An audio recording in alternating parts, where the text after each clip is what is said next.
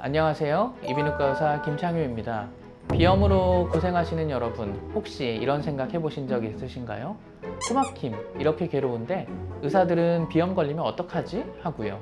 왜냐하면 의사들도 똑같은 사람이라서 이러한 문제가 있으면 불편할 텐데 수술을 할까? 약을 먹을까? 이러한 궁금증이 드실 수 있을 텐데요. 이에 대한 이야기를 지금부터 들려드리도록 하겠습니다.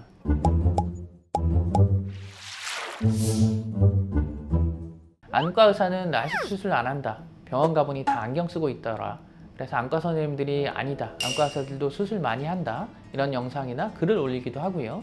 그러면 그런 생각이 드실 수도 있을 것 같아요. 이비인후과 의사들은 비염 수술 안 하겠지? 이게 정확한 어떤 통계 같은 게 있는 건 아니지만 이비인후과 의사들도 비염 수술 많이 하고요. 아마 의사가 아닌 일반인들보다는 좀 더 많이 하지 않을까라고 생각합니다. 그렇다면 이비인후과 의사가 수술을 피하게 되는 요인은 어떤 것들이 있을까요? 우선 약에 대한 접근성이 있습니다. 우리나라가 병의원에 대한 접근성이 좋은 나라이긴 하지만 의사들만큼 좋을 수는 없겠죠. 어쨌든 병의원을 가려면 가는 시간, 오는 시간, 가서 대기하는 시간 같은 시간이 소요가 됩니다. 그런데 의사들은 그냥 자기가 약 처방하거나 같이 일하는 동료에게 약 처방을 받으면 됩니다. 두 번째는 면역치료와 같은 비수술적 치료를 하는 것이 좀 더 용이합니다. 비염에 있어서 일시적이 아닌 지속적인 효과를 볼 수 있는 치료는 두 가지가 있습니다. 하나는 수술적 치료, 하나는 면역 치료인데요. 이러한 치료가 있다는 것을 모르는 사람들도 많습니다. 이비인후과 의사들은 일단 이러한 치료 방법을 알고 있습니다. 세 번째는 아무래도 코에 대한 관리를 좀 더 잘 할 수 있습니다. 특히 알레르기가 있는 경우 알레르기 물질을 알고 회피하거나 적절한 코 세척, 비강내 스프레이 사용 등에 대한 관리를 의사들이 좀 더 잘 알고 실천할 수 있기 때문에 아무래도 코가 덜 불편할 가능성이 높겠죠. 그러면 이비인후과 의사들이 수술을 안 할 수 있는 요인이 있음에도 왜 이비인후과 의사들은 수술을 좀 더 많이 한다고 할까요? 제가 생각하는 가장 큰 요인은 자기 상태를 좀 더 잘 알 수 있기 때문입니다. 진료를 하다 보면 굉장히 많은 분들이 자기가 비염이 있는지, 비중격이 휘어 있는지 모르시는 분들이 많습니다.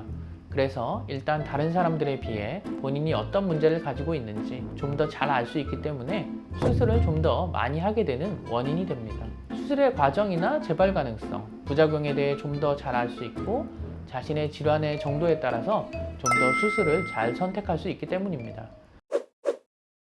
특히 나이가 들거나 건강에 문제가 생겼을 때 그러한 문제로 고생하는 분들을 굉장히 많이 접하게 됩니다. 코 수술이 아주 무리가 가는 수술은 아니기 때문에 어르신들도 수술을 많이 하시긴 하지만 아무래도 젊을 때보다는 수술 자체가 더 부담이 될 수 있고 이왕 하게 될 거면 나이 들어서 할 거 좀 더 젊고 체력도 괜찮을 때 수술하고 좀 더 편하게 숨도 쉬고 하자 하는 생각을 가지게 될 수 있습니다. 네 번째 이유는 코로 숨을 잘 쉬는 것의 중요성을 좀 더 잘 알고 있기 때문입니다. 만성적인 코막힘이나 구호흡, 수면무호흡은 장기적으로 폐동맥 고혈압이나 폐와 기관지의 문제, 혈압이나 성인병의 가능성을 높이게 됩니다. 다만 아주 장기적으로 일어나는 문제이기 때문에 일반적으로 이러한 문제를 수술 결정에 있어서 크게 고려하거나 인지하기가 어렵습니다. 마지막으로 의사를 좀 더 잘 선택할 수 있습니다. 어떤 수술은 누가 잘하는지, 어떤 의사가 좀 더 결과가 좋고 부작용이나 이런 문제가 덜한지 이런 것들을 좀 더 잘 알고 의사를 선택할 수 있기 때문에 좀 더 수술을 하는데 부담이 적을 수 있습니다.